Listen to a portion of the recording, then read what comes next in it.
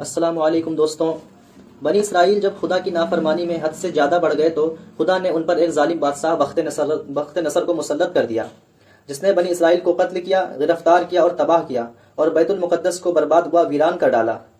حضرت عزیر علیہ السلام ایک دن شہر میں تشریف لائے تو آپ نے شہر کی ویرانی و بربادی کو دیکھا۔ تمام شہر میں پھرے، کسی شخص کو وہاں نہ پایا۔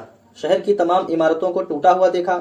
یہ منظر دیکھ کر آپ نے براہ تعجب فرمایا، اللہ اس شہر کی موت کے بعد اسے پھر کیسے زندہ فرمائے گا؟ آپ ایک گدھے پر سوار تھے، آپ کے پاس ایک برتن کھجور اور ایک پیالہ انگور کے رس کا تھا۔ آپ نے اپنے گدھے کو ایک پیڑ سے باندھا، اس پیڑ کے نیچے آپ سو گئے تو خدا نے اسی حالت میں آپ کی روح قبض کر لی۔ گدھا بھی مر گیا۔ اس واقعے کے 70 سال بعد خدا تعالیٰ نے شاہان فارس میں سے ایک بادشاہ کو مسلط کیا اور وہ اپنی فوجیں لے کر بیت المقدس پہنچا اور اس کو پہلے سے بھی بہتر طریقے پر آباد کیا۔ بنی اسرائیل میں سے جو لوگ باقی رہے تھے انہیں پھر یہاں لایا۔ وہ بیت المقدس اور اس کے ارد گرد آباد ہوئے اور ان کی تعداد بڑھتی رہی۔ اس زمانے میں اللہ تعالیٰ نے حضرت عزیر علیہ السلام کو دنیا کی آنکھوں سے پوشیدہ رکھا۔ کوئی آپ کو نہ دیکھ سکا۔ جب آپ کی وفات کو 100 سال گزرے تو اللہ تعالیٰ نے دوبارہ آپ کو زندہ کیا۔ پہلے آنکھوں میں جان آئی، ابھی تمام جسم مردہ تھا، وہ آپ کے دیکھتے دیکھتے زندہ کیا گیا۔ جب آپ سوئے تھے وہ صبح کا وقت تھا، اور 100 سال کے بعد جب آپ کو دوبارہ زندہ کیا گیا تو یہ شام کا وقت تھا۔ خدا نے پوچھا، اے عزیر تم یہاں کتنا ٹھہرے؟ آپ نے اندازے سے عرض کیا، 1 دن یا کچھ کم۔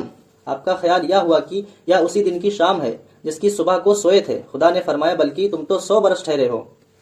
اپنے کھانے اور پانی یعنی کھجور اور انگور کے رس کو دیکھیے کہ ویسے ہی ہیں، اس میں بو تک نہیں آئی۔ اپنے گدھے کو بھی ذرا دیکھیے۔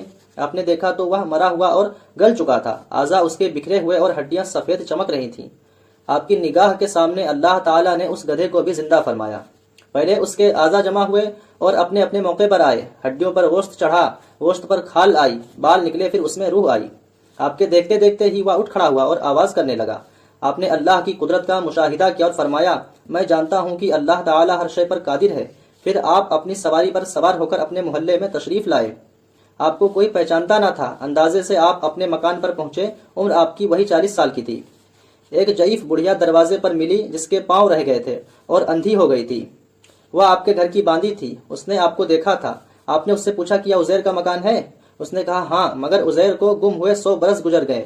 یہ کہہ کر خوب روئی۔ آپ نے فرمایا، اللہ تعالیٰ نے مجھے 100 برس مردہ رکھا پھر زندہ کیا۔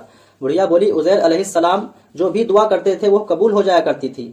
آپ اگر عزیر ہیں تو دعا کیجئے کہ میں اکھیاری ہو جاؤں، یعنی کہ دوستوں وہ بزرگ عورت جو تھی وہ آنکھوں سے دیکھ نہیں پاتی تھی، تو اس نے دعا کی کہ آپ دعا کیجئے کہ میری آنکھیں پھر سے واپس آ جائیں تاکہ میں اپنی آنکھوں سے دیکھ سکوں۔ آپ نے دعا کی تو وہ بینا ہو گئی۔ پھر آپ نے اس کا ہاتھ پکڑ کر فرمایا، خدا کے حکم سے اٹھ۔ یہ فرماتے ہوئے اس کے مرے ہوئے پاؤں بھی زندہ ہو گئے، یعنی کہ وہ پیر سے لاغر ہو گئی تھی، پھر اس کے پیر میں جان پڑ گئی۔ اس نے آپ کو دیکھ کر پہچانا اور کہا، میں گواہی دیتی ہوں کہ آپ بے شک عزیر ہی ہیں۔ پھر وہ آپ کو محلے میں لے گئی۔ وہاں ایک مجلس میں آپ کے فرزند تھے جن کی عمر 118 سال کی ہو چکی تھی، اور آپ کے پوتے بھی تھے جو بوڑھے ہو چکے تھے۔ بڑھیا نے مجلس میں پکارا، یا حضرت عزیر تشریف لائے ہیں؟ اہل مجلس نے اس بات کو جھٹلایا۔ اس نے کہا، مجھے دیکھو، میں آپ کی دعا سے بالکل تندرست اور بینا ہو گئی ہوں۔ لوگ کے فرزند نے کہا، میرے والد صاحب کے کندھوں کے درمیان سیاہ بالوں کا ایک ہلال تھا جس میں مبارک کھول کر دیکھا گیا تو وہ موجود تھا۔ دوستوں اس کا حوالہ ہے قرآن کریم پارہ نمبر 3 رکوع نمبر 3 خزائن العرفان صفحہ نمبر 65۔ دوستوں اگر ہماری ویڈیو آپ کو اچھی لگی ہو تو ہمارے چینل کو سبسکرائب کریں۔ انشاءاللہ ملتے ہیں اگلی ویڈیو میں۔ السلام علیکم۔